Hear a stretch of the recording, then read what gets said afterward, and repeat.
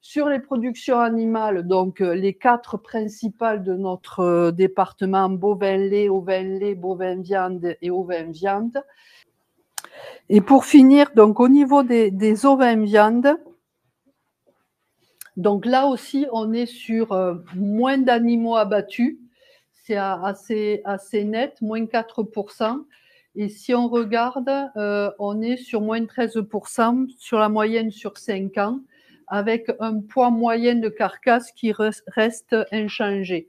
Pour les réformes, on est sur une diminution plus forte, puisque le troupeau ovin diminue, hein, donc on a aussi moins de réformes. Et là, on est sur des carcasses un peu plus petites, des bêtes un peu plus petites. Donc en volume, on est sur moins 10% en volume. Et donc, on est sur un marché de la viande ovine qui reste tendu du fait que on est sur une offre réduite, hein, du fait qu'on a moins d'abattage, et il y a l'effet aussi, pour le coup, là, en ovin, sur certaines régions, l'effet FCO qui commence à se faire, à mon avis, sentir. Je ne sais pas ce que tu en penses.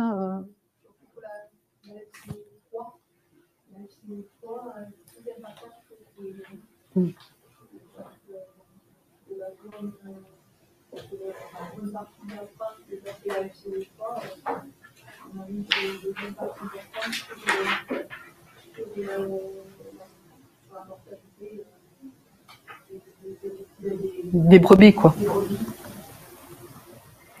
Si on regarde maintenant en termes d'importation sur la viande ovine, on est à moins 4% sur les 9 premiers mois, malgré une hausse de 8% en septembre, hein, qui provient de l'Espagne, une progression de la Nouvelle-Zélande, 14%, mais on a une baisse donc, du Royaume-Uni et surtout de l'Irlande. Donc notre premier fournisseur, c'est le Royaume-Uni. Et en termes de consommation, donc si on regarde l'évolution des quantités achetées de viande fraîche sur 8 mois, donc c'est de 2020 à 2024, donc on s'aperçoit quand même on a une diminution assez importante.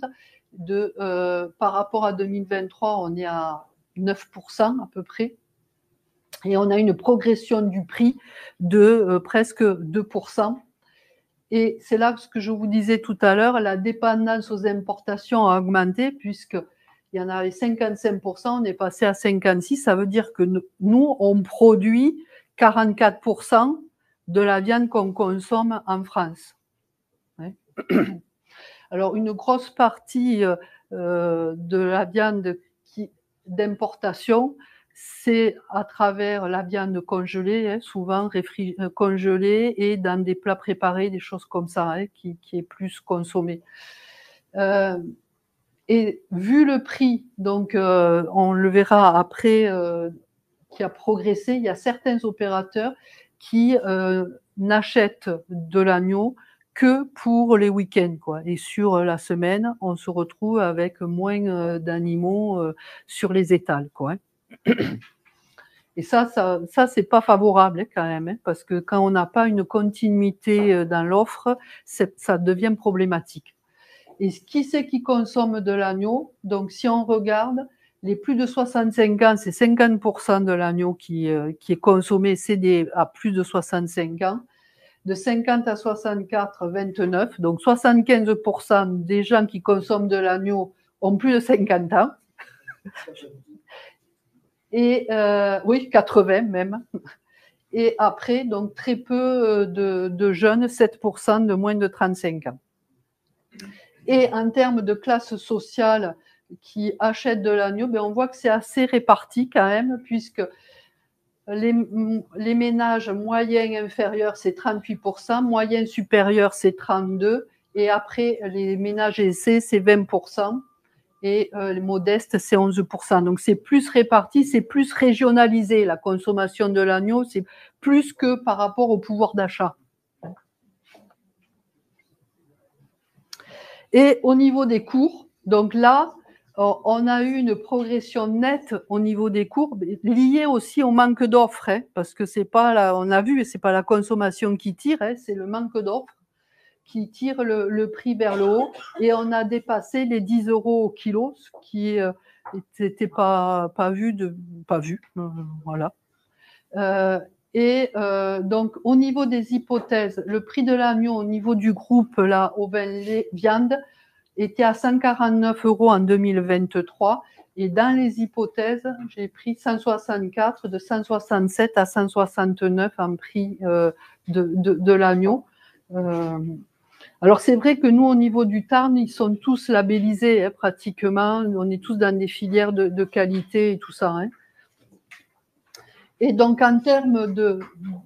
Donc, le groupe, c'est des exploitations de 89 hectares avec 392 brebis, avec un prix de l'agneau à 149, avec à peu près 1,4 agneaux vendus par brebis, donc un niveau assez intensif, hein, quand même. Au niveau et c'est là qu'en fonction du nombre d'agneaux vendus, donc entre moins 9 et moins 2%, avec la moyenne à moins 6, avec le prix de l'agneau qu'on a vu ici, on serait donc avec un produit qui baisserait, stable pour la meilleure des cas, enfin stable pour la moyenne, et entre moins 3 et plus 3 en fonction du nombre d'agneaux vendus. Et si on est sur une baisse assez conséquente du nombre d'agneaux, on serait sur un EBE, malgré l'augmentation du prix, inférieur à l'EBE de 2023. Si on est sur une production stable, on serait un peu plus haut. Donc ça, le facteur nombre d'animaux est quand même prépondérant, hein, vendu.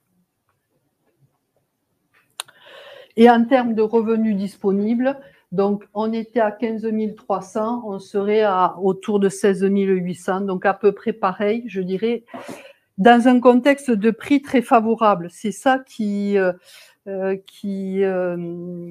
peu problématique, parce qu'avec ce type-là, ce prix de l'agneau, on pourrait espérer avoir un niveau de BE plus important.